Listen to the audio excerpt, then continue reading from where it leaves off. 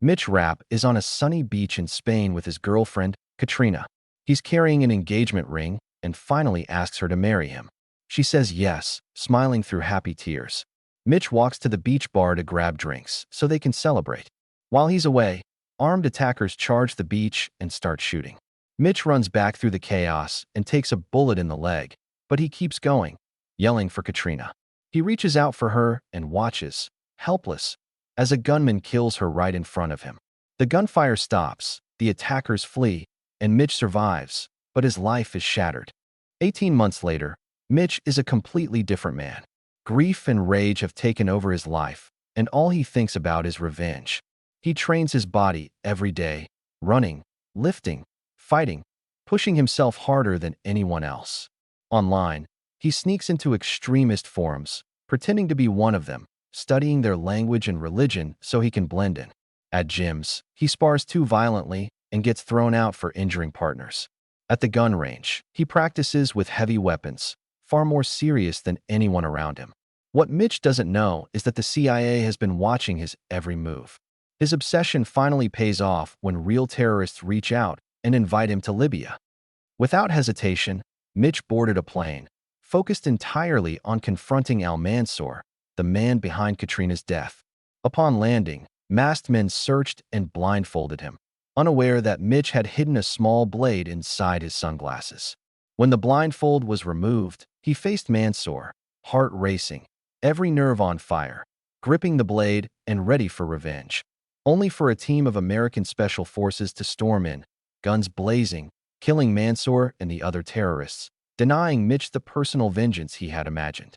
Blinded by fury, he stabbed the bodies repeatedly until restrained and taken into CIA custody. For 30 grueling days, he endured intense questioning about his parents' deaths, Katrina, and his reckless actions. Deputy Director Irene Kennedy watched closely, recognizing his intelligence, determination, fearlessness, and stubbornness, qualities she believed could be shaped into a formidable agent. While others demanded he be imprisoned, Kennedy offered him a choice: work with the CIA or rot in prison. Initially refusing, Mitch eventually accepted, seeing no other path. He was sent to the secret Orion training facility, deep in the woods, run by the legendary ex-Navy SEAL Stan Hurley, a tough, ruthless, old-school trainer. Hurley immediately distrusted Mitch, seeing only reckless anger, but Kennedy insisted on his potential. Training began, brutal and relentless, with grueling physical tests, combat drills, obstacle courses, and mental challenges, pairing Mitch with Victor, a strong, cocky trainee, whose sparring escalated into a full fight, reinforcing Hurley's golden rule: never get captured alive, and if it happened, death was the only option.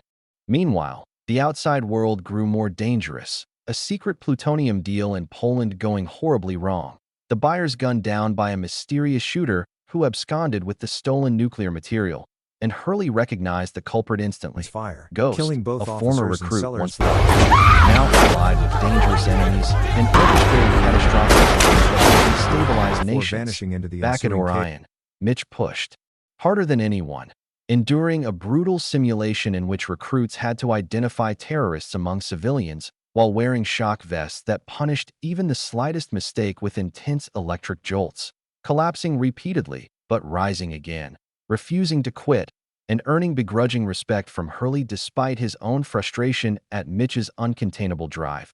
Soon, intel revealed Turkish arms dealer Hamdi Sharif was selling a nuclear trigger device, prompting a mission to Istanbul with Mitch, Victor, Hurley, and CIA agent Annika, where Mitch, acting impulsively, stole the assistant's phone to gather crucial intelligence, an act that both helped and exposed the team.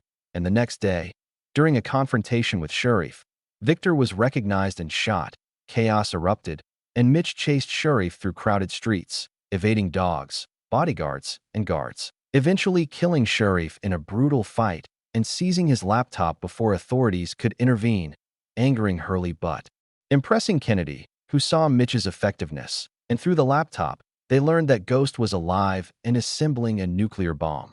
Following this, the CIA tracked a physicist connected to Ghost's plan to Rome, where Mitch and his team set up surveillance in a hotel, only to have their cameras discovered, But their cameras are discovered, and armed men attack. Mitch fights them fiercely, killing several. But Annika is captured. Hurley manages to grab the physicist. But Ghost appears and kills Annika's uncle, General Ashani, who had been secretly working with them. Ghost also kidnaps Hurley, tying him up in a hidden lab. Ghost tortures Hurley mercilessly, ripping fingernails and burning him, blaming him for betrayal years ago. Hurley endures, refusing to break. Mitch, desperate to save him, uses Annika's help to track Ghost. Together they move through the city, killing anyone in their way. Annika proves her loyalty by killing a corrupt Iranian minister, though it costs her life when Ghost captures her. In the end, Mitch finds Ghost on a speedboat carrying the nuclear bomb. In a heartbreaking moment, Annika sacrifices herself rather than be used as a bargaining chip. Mitch fights Ghost in a final, brutal showdown. Ghost mocks him about Katrina, trying to break his spirit, but Mitch kills him. With seconds left before the bomb detonates, Mitch throws it into the sea, where it explodes underwater, sending a massive wave crashing toward the U.S. Navy fleet, but sparing them from destruction. Mitch barely survives, pulled from the ocean by rescue helicopters along with a wounded Hurley. Later, Kennedy checks on Hurley as he recovers, while political tensions rise. On TV, Iranian General Rostami blames the CIA, using the chaos to boost his power.